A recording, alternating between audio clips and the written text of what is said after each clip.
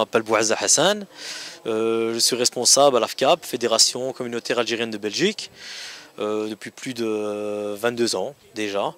Je veux dire, notre association, elle est plus, je veux dire, culturelle. Je veux dire, nous ne sommes pas une assurance aussi. Pourquoi? Parce que nous faisons aussi le rapatriement des gens qui sont décédés, je veux dire, en Belgique. Et notre association couvre tous les frais pour les rapatrier en Algérie. Je veux dire, que ce soit des gens qui sont membres ou des gens sans papier. On en a envoyé beaucoup qui n'avaient pas de moyens. Je veux dire, qu'on les a aidés. Je veux dire, on a aussi des infrastructures. On a une école. On a des écoles de langue arabe algérienne à Fleurus, dont les gens ici, beaucoup en Belgique, ne sont pas au courant. On a 3 classes, les premières, deuxième, troisième, quatrième, cinquième, sixième. On a à peu près 120 enfants. On s'occupe aussi d'une école de mini-foot, je veux dire, dans le cadre de l'association. Je veux dire, et alors on fait ici, ce que j'ai fait ici, c'est un petit travail de mémoire. Ici, on a été invité par l'association IMA. Pour diffuser un petit reportage photo, je veux dire, sur les événements 14, 18, 40, 45 et surtout les événements de sétif qui sont passés en Algérie. Ici avec IMA, l'association, tous des jeunes qui ont beaucoup de travail, beaucoup de volonté de faire du culturel pour changer, parce que comme je dis, il n'y a pas que le Chteh Hordeh. Il y a aussi les mémoires des Shohada, des gens qui sont morts pour qu'on soit là aujourd'hui. Voilà, bon, pour vous donner un peu l'histoire, 14-18, déjà 45 000 Algériens sont décédés en Europe, je veux dire, pour cette guerre contre le nazisme. 45, plus de 230 000 Africains sont morts ici pour qu'on soit là aujourd'hui, que ce soit des Algériens, des Marocains, des Tunisiens, des Sénégalais. Et je trouve que c'est très important, mais en contrepartie, la France, comment nous a remerciés en massacrant plus de 50 000 Algériens à Sétif, en Algérie. Le 8 mai 45, en Europe, on fêtait la victoire. En Algérie, on pleurait ces 45 000 Algériens.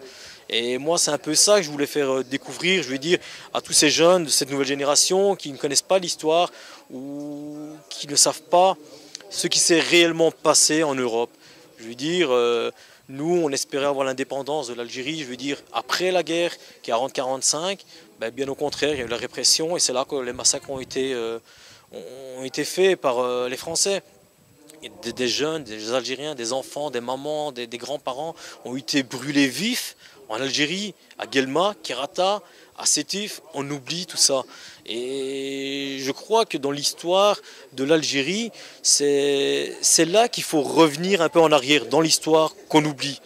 Je veux dire, la France, elle est bien jolie, liberté, égalité, fraternité, mais ils ne nous ont pas récompensé nos parents, nos grands-parents, pour ce qu'ils ont donné ici, pour qu'ils soient la France de maintenant. On les a remerciés par les massacres. C'est juste ça que je voulais dire. Non, je n'ai pas directement des renseignements, je veux dire, après l'après-guerre, avec les événements qui sont passés ici en Belgique.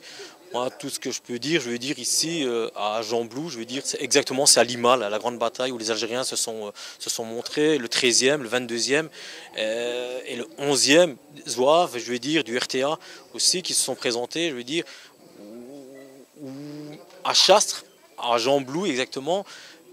Les Marocains se sont illustrés énormément et ils ont beaucoup récupéré, je veux dire, ce qui s'est passé avec tous ces Algériens qui sont morts dans ce cimetière.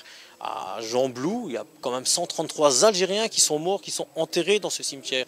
Et on les oublie, ces gens-là. Au mois de mai, c'est mi-mai, à Chastres, à Gembloux, où la commémoration de ces gens-là, de ces soldats qui sont décédés, va se faire au mois de mai, mi-mai.